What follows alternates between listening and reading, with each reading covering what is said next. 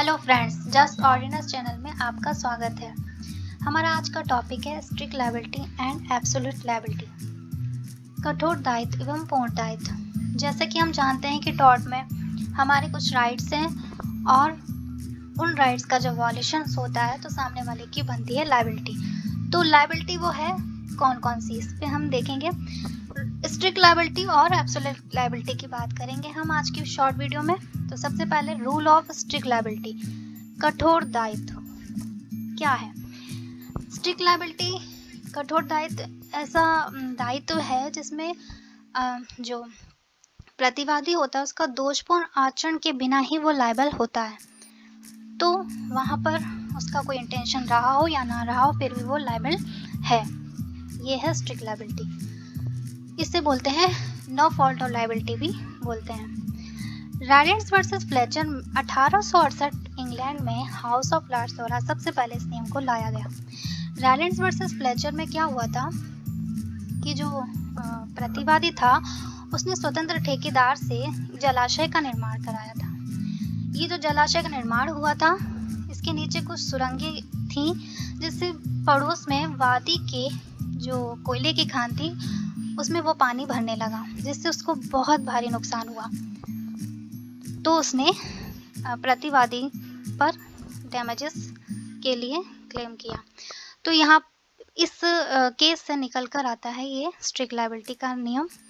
इसके कुछ essential points हैं जिसको हम देखेंगे कि इस नियम को कब लागू किया जाता है। तो सबसे पहले डेंजरस थिंग्स, कोई भी खतरनाक वस्तु होनी चाहिए। जैसे कि रैलेंस वर्सेस फ्लेचर में जलाशय का निर्माण कराया गया, तो ये अपने आप में एक डेंजरस थिंग्स है, एक भारी मात्रा में पानी को इकट्ठा करना। नेक्स्ट, एस्केप ऑफ थिंग, वस्तु का एस्केप होना, बाहर जाना, सीमा या परिधि से बाहर निकलना। तो जैसे कि एग्जाम्पल के लिए इसमें केस है क्रोहर्स्ट वर्सेस अमरीशम बरियल बोर्ड 1878 का, जिसमें क्या हुआ था कि जहरीले पेड़ लगाए गए थे जिसकी डालें पड़ोस तक फैल रही थी, जिससे पड़ोस में रहने वाले कुछ जानवर थे जो खा कर मर गए, उन्हें नुकसान हुआ। तो यहाँ पर क्या हो रहा था कि जो डेंजरस थिंग थी वो एस्केप हो रही थी, बाहर निकल रही थी। सीमा या परिधि से जब कोई चीज़ बाहर जाती है और उससे दूसरे व्यक्ति को नुकसान होता है तो वहाँ पर होता है एस्केप ऑफ थिंग्स। थर्ड है non natural use of land.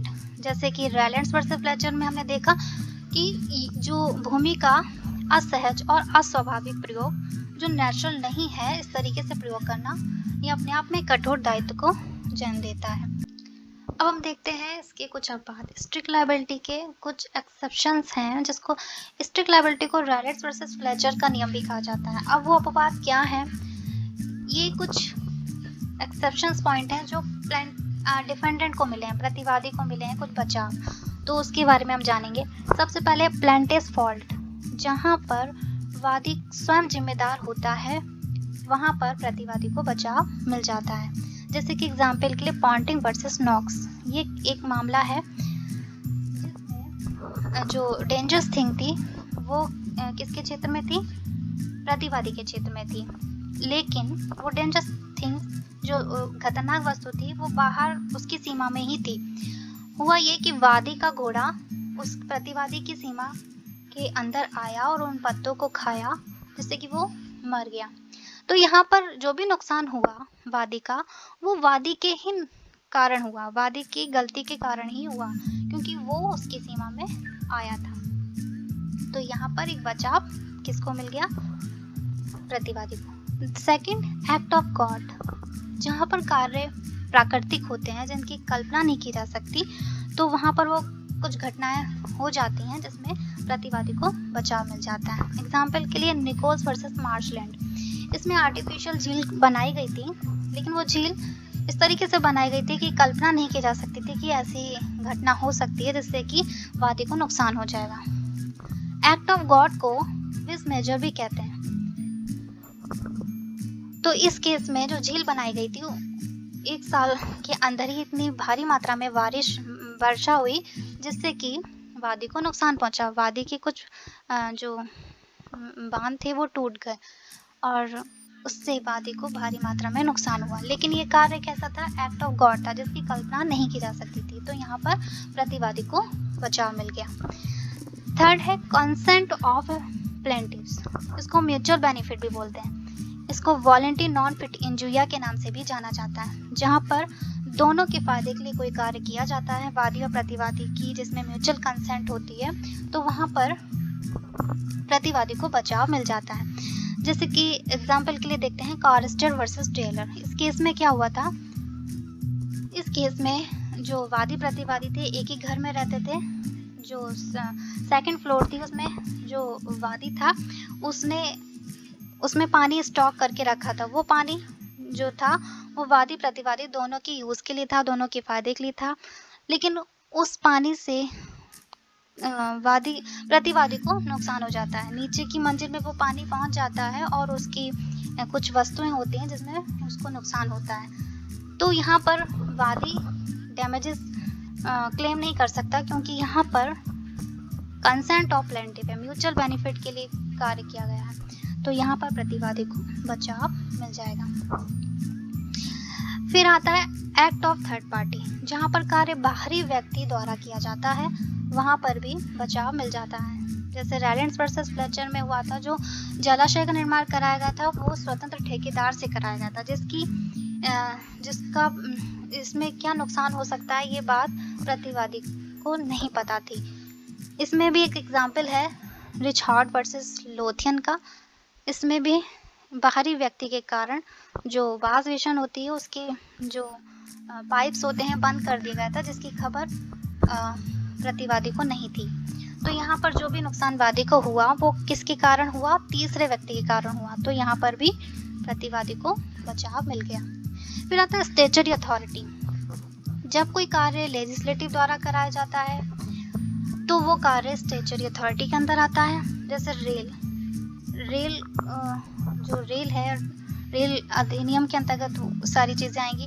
तो रेल, इस केस में wagon versus top well rail company में क्या हुआ था कि जो रेल थी उसकी कुछ चिंगारियां पास में रखी हुई लकड़ियों पर जा गिरती हैं, जिससे कि भारी पैमाने पर नुकसान हो जाता है। यहाँ पर वादी क्लेम नहीं कर सकता, क्योंकि कार्य कैसा है? स्टैट्यूटरी अथॉरिटी के अंतर्गत आता है। तो ये अपवाद हैं कुछ जो स्ट्रिक्ट लायबिलिटी के एक्सेप्शन पॉइंट हैं, जिसमें प्रतिवादी को बचाव मिल जाता है। अब हम बात करते हैं एब्सोल्यूट लायबिलिटी की। अब हम जानेंगे एब्सोल्यूट लायबिलिटी क्या है, पूर्ण दायित्व का नियम क्या है। जो एब्सोल्यूट लायबिलिटी है वो भी दोषपूर्ण आचरण के बिना ही दायित्वहीन होता है। लेकिन इसमें अंतर क्या है कठोर दायित्व और पूर्ण दायित्व के नियम में? पूर्ण दायित्व में कोई भी एक्सेप्शंस नहीं है जो प्रतिवादी को मिले। प्रतिवादी किसी भी अपवाद का सहारा लेकर बच नहीं सकता, वो पूर्ण रूप से दायित्व उसका आएगा।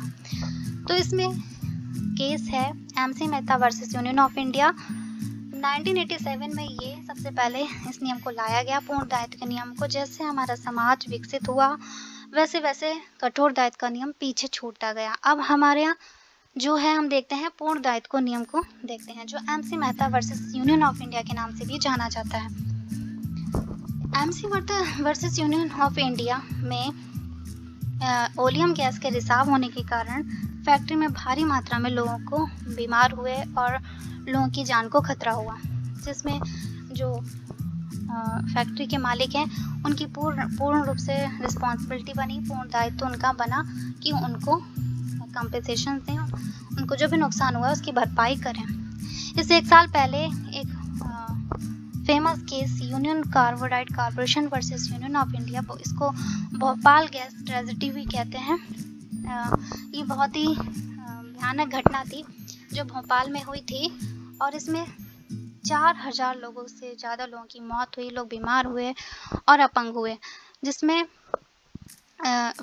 इसमें एब्सोल्यूट लायबिलिटी के लिए क्लेम किया गया। तो यहाँ से शुरू होता है एब्सोल्यूट लायबिलिटी यानी कि पूर्ण दायित्व का नियम। तो शॉर्ट में हम समझेंगे स्ट्रिक्ट लायबिलिटी और एब्सोल्यूट लायबिलिटी में क्या फ़र्क है। तो स्ट्रिक्ट लायबिलिटी में भी दोषपूर्ण आचरण के बिना प्रतिवादी दायित्वहीन होता है, लेकिन स्ट्रिक्ट लायबिलिटी में कुछ अपवाद हैं जिसका सहारा लेकर प्रतिवादी बचाव अपना कर सकता है। वहीं पूर्ण दायित्व में वो कोई भी एक्सेप्शंस नहीं है, पूर्ण रूप से वह दायित्वहीन होता है। तो हमने आज की शॉर्ट वीडियो में देखा स्ट्रिक्ट लायबिलिटी और एब्सोल्यूट लायबिलिटी। अब इससे रिलेटेड कोई भी डाउट आप लोगों को नहीं होगा।